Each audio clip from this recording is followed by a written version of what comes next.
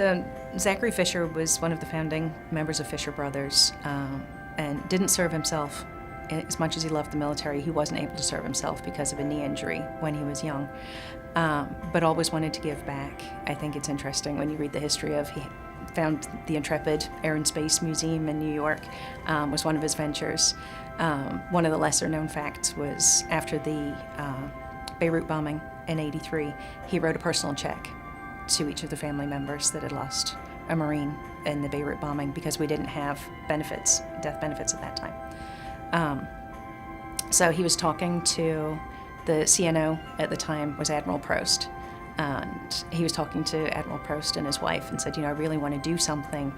And they said, we really need some affordable housing. When families come in, if you land in DC and you have to have your family go to Walter Reed, it's really expensive.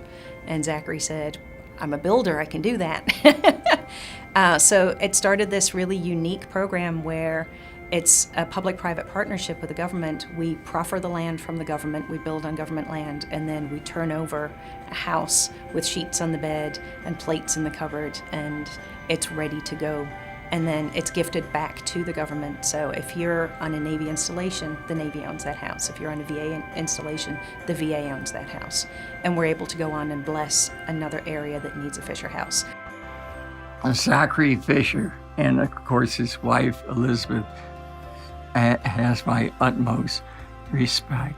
I can't imagine passing their statue and not saluting.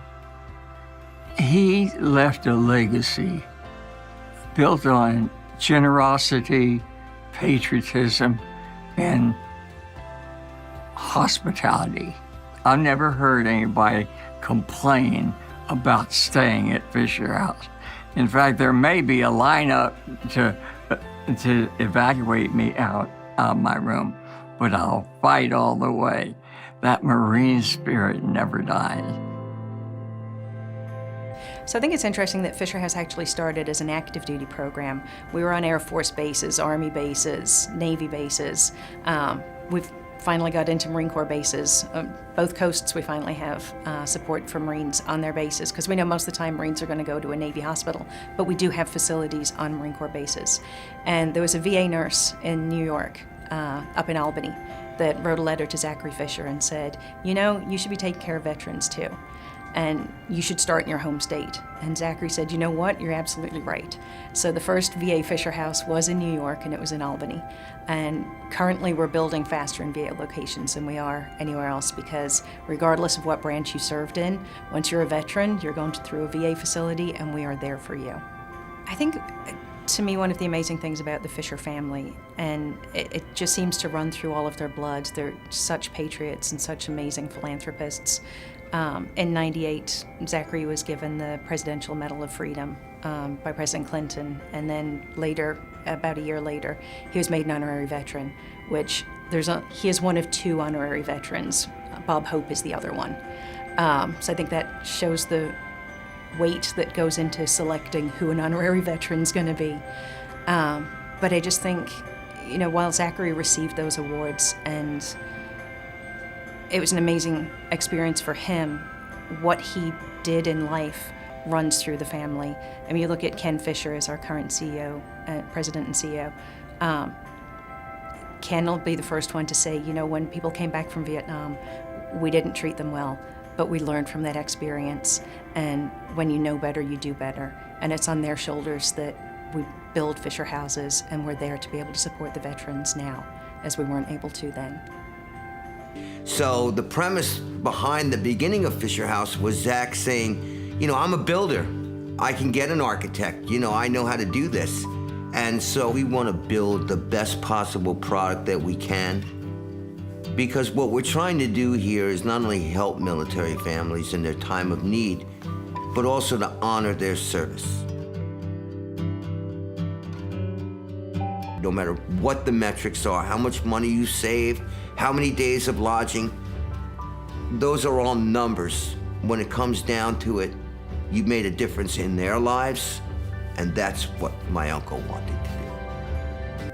I think one of the amazing things about fundraising is that you can write a check and you supported a Fisher House.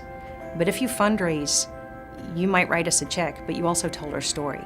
So now we're going to get 2 checks or 3 checks.